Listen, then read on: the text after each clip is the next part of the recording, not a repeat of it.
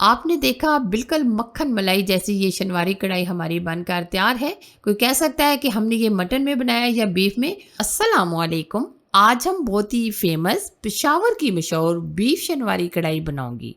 वैसे तो आपने इसको मटन में बनाया भी होगा और खाया भी होगा, लेकिन आज हम इसको बीफ में बना रहे हैं जो बहुत ही मज़ेदार और टेस्टी बनने वाली है। इस शनवारी कढ़ाई को जो भी एक बार खाएगा उंगलियां चाटने पर मजबूर हो जाएगा। इस शनवारी कढ़ाई को बनाने में कुछ अहम टिप्स एंड सीक्रेट है जो आज मैं आपके साथ शेयर करूंगी, तो आप रेसिपी को फुल वॉच कीजिएगा। अगर आपको ये ज़बरदस्त सी रेसिपी अच्छी लगी तो लाइक शेयर और चैनल को ज़रूर से सब्सक्राइब कीजिए। तो चलिए बनाते हैं ज़बरदस्त शनवारी बीफ कढ़ाई। बीफ शनवारी कढ़ाई बनाने के लिए ये हमने 1 kg लिए है बीफ का गोश्त, यानी कि बड़े का गोश्त, और ये हमने बिल्कुल इस तरीके से छोटी छोटी बोटियों में कटिंग कर ली है और अच्छे तरीके से हमने धो लिया है। तो अब हम इस कढ़ाई को बनाते हैं। सबसे पहले हम यहाँ ले रहे हैं एक कढ़ाई। ये हमने लोहे की कढ़ाई ली है क्योंकि अक्सर आपने जो शनवारी कढ़ाई देखी होगी पकती हुई है होटल या रेस्टोरेंट में, वो इस तरीके से लोहे की कढ़ाई में बनाते हैं। तो इसमें हम सबसे पहले डालेंगे 1 कप के करीब घी या ऑयल। तो अब हम यहाँ डालेंगे लहसुन अदरक का पेस्ट चाय का 1.5 चम्मच। लहसुन अदरक के पेस्ट को हम हल्का सा फ्राई करेंगे। जैसे ये हल्का सा फ्राई हो जाए तो हम इसमें डाल देंगे गोश्त।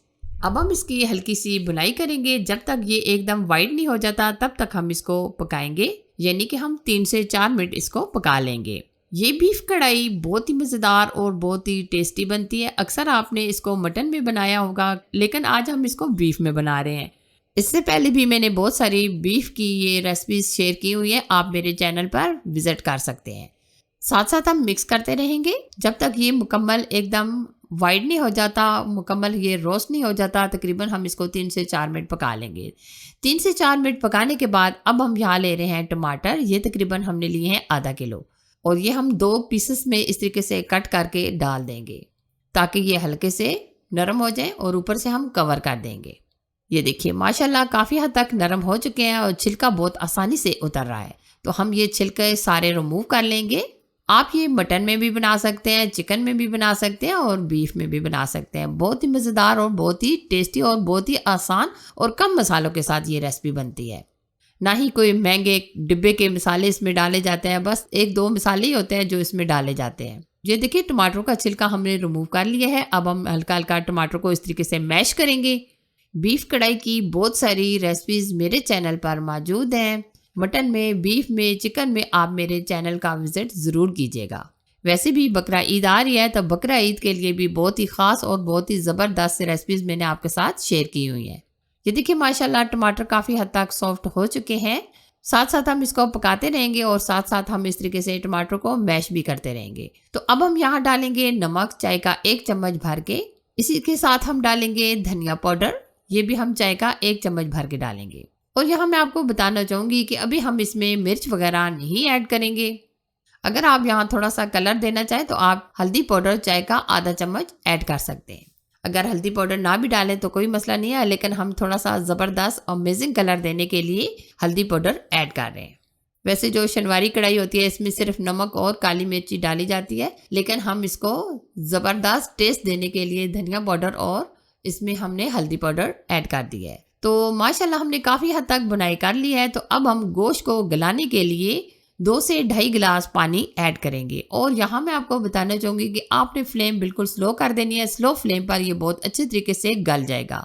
गोश्त को पकाते हुए तकरीबन हमारा आधा पौना घंटा गुजर चुका है। माशाल्लाह काफ़ी हद तक जो हमने इसमें पानी डाला था वो भी ड्राई हो चुका है और गोश्त भी माशाल्लाह गल चुका है। ये देखिए आप चेक कर सकते हैं इस तरीके से। ये देखिए काफ़ी हद तक गोश्त हमारा गल चुका है। ये देखिए माशाल्लाह एकदम मक्खन मलाई की तरह नरम हो चुका है। यहाँ हम फ्रेश काली मिर्च का पाउडर डालेंगे चाय का 1.5 चम्मच। और अब हम यहाँ ऐड करेंगे 1 कप के करीब दही। दही को हमने अच्छे तरीके से फेंट कर डाला है। और यहाँ मैं आपको ये भी बताना चाहूँगी कि जब आप इसमें दही शामिल करें तो फ्लेम या स्लो कर दें या ऑफ कर दें, ठीक है। जैसे दही मिक्स हो जाए तो आप फ्लेम ऑन कर सकते हैं, तेज़ कर सकते हैं, लेकिन हम दही डालते वक्त ये ख्याल किया करें कि बिल्कुल फ्लेम स्लो कर दिया करें, क्योंकि आपको पता है दही जो होता है वो फट जाता है। अब हमने इसमें दही शामिल कर लिया है, तो अब हम इसकी मज़ीद अच्छे तरीके से भुनाई कर लेंगे। अब हम इसको तब तक भूनेंगे जब तक ऑयल सेपरेट नहीं हो जाता। साथ साथ हम मिक्स करते रहेंगे। इतनी ज़बरदस्त, इतनी अमेजिंग खुशबू आ रही है कि पूरा किचन महक रहा है। मेरी फैमिली वाले तो ये कह रहे हैं कि मम्मा आज इसे ईद आ गई है कि आप इतनी ज़बरदस्त कढ़ाई बना रहे हैं। दही का जो पानी है वो मुकम्मल ड्राई हो चुका है। ये देखिए माशाल्लाह काफ़ी हद तक इसकी ग्रेवी आपको नज़र आ रही होगी, ऑयल सेपरेट हो चुका है। ये देखिए मुकम्मल जब इस तरीके से ऑयल सेपरेट हो जाए तो आप इसमें डाल दें हरी मिर्च। हरी मिर्च को हमने इस तरीके से छोटे छोटे स्लाइस में कट करके डाला है। आपको पता है जो ये शनवारी कढ़ाई होती है इसमें काली मिर्च और हरी मिर्च डाली जाती है, जिससे इसका टेस्ट और भी ज़बरदस्त और अमेजिंग हो जाता है। साथ में हम इसमें डालेंगे हरा धनिया। तो आप देखिए इसकी फाइनल लुक माशाल्लाह ज़बरदस्त अमेजिंग। तो अब हम इसमें 1 चम्मच के करीब ज़ीरा भी डाल देंगे। इस तरीके से हमने ज़ीरा डाल दिया है। आप कुटा हुआ गरम मसाला भी डाल सकते हैं, लेकिन हम इसमें ज़ीरा डालेंगे। ये देखिए इसकी फाइनल लुक माशाल्लाह ज़बरदस्त अमेजिंग। आपने देखा बिल्कुल मक्खन मलाई जैसी ये शनवारी कढ़ाई हमारी बनकर तैयार है। कोई कह सकता है कि हमने ये मटन में बनाया या बीफ में। बहुत ही मज़ेदार और बहुत ही टेस्टी तैयार हुआ है। बस आप ईद पर इस रेसिपी को मेरे तरीके से बना डालिए। अगर आपको ये रेसिपी अच्छी लगी तो लाइक शेयर और चैनल को ज़रूर से सब्सक्राइब कीजिए। अपना और अपने प्यारों का बहुत सारा ख्याल रखिए। अल्लाह हाफिज़।